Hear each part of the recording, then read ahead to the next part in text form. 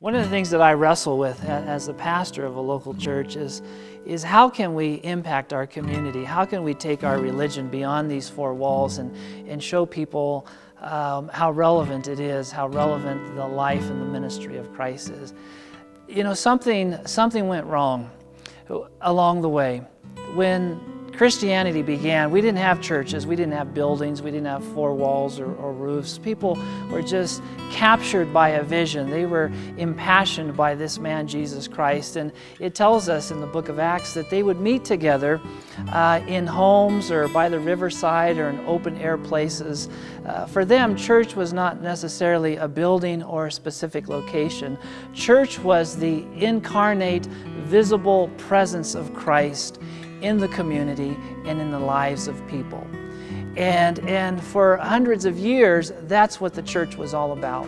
It wasn't until the church became institutionalized, that is, we started buying property and building buildings and accumulating tradition, that the church kind of lost its place in the world. We became more inward focused. The reality is, today, there are so many good things that are taking place by the church that happen outside these four walls that people never see about or hear about. And so what we're going to do is, through this series, we are going to put the spotlight or focus on different individuals and different ministries who are quietly out there in the community, outside this church, touching people's lives, being the physical, visual, incarnate presence of Jesus Christ in a world which desperately needs His message of love and of salvation. I think you're going to find this really exciting as you realize how many things people are doing to really bring the message of Christ into our community beyond the boundaries of these walls. Well, about 25 years ago, I used to plant trees in Georgia. And they kept asking me to come to church. I'd say, oh, and then they say they had lunch. And I've been coming to church ever since. Madison was born here in Colorado Springs, and her mother already had another child and was pregnant with another child. So she basically has a little boy and girl she's raising now. And with Madison, there was just a little bit of complications, and so she felt Madison was better off with me. One day I went to the doctor, said, hey, I have this cold, and they said, you need to go to the emergency room. I ended up being in the hospital for 2 weeks and getting the lung taken out because the infection from my teeth had worked into the lung and ate the lung out from the inside. And this was you know, on top of like 3 things that happened. I got unemployed, I was having problems with housing, and then all of a sudden I got sick. Now, and when I got sick, all these people from church started showing up. Well, I didn't want to stay in the hospital because I was supposed to be working. I just got a job, and it was like my 3rd day of work. And they said, well, you can't. You got this big old cyst inside your lung, and we got to take that out or you could die.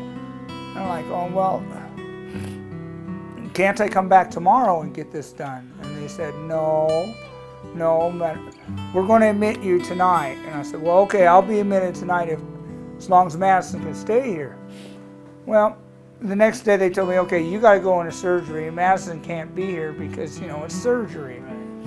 And so I called the church asking if I could get Madison a ride over to her normal babysitter so she can watch her, because I thought this would just be, you know, over in a couple of days. I can go home and go back to work. But it ended up, one of the ladies from church that was Madison's kindergarten teacher said, well, I can take Madison, and I'll take her as long as you need it. Well, you know, which is a good thing and a bad thing. You know, Madison really misses her mother now. But Madison was very well taken care of. I was in the hospital another 2 weeks, and they didn't want to let me out. They wanted to keep me another week. And I said, I can't. You know, I got to go home and start, you know, getting back to normal. what basically came into effect, I had all these problems all come up at once.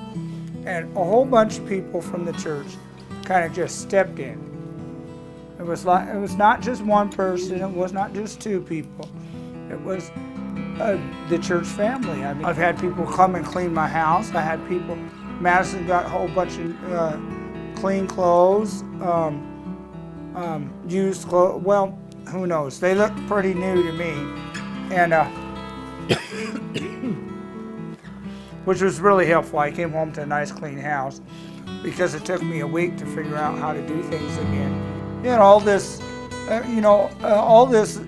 stuff that I really never discussed in church because, you know, I used to handling everything on my own. But when I was in the hospital, I mean, people just came over to see how I was doing. I mean, people that was in my Sabbath school class, or you know, one of the elders just came over to see what was going on. I mean, you know, make sure I was doing okay. Well, the church is my family. My regular family just, yeah, because I don't talk to them because it's been just too much trouble. And, you know, they really did help me out. I mean, and I like to thank everybody at church for helping me out. I don't know who does it half the time.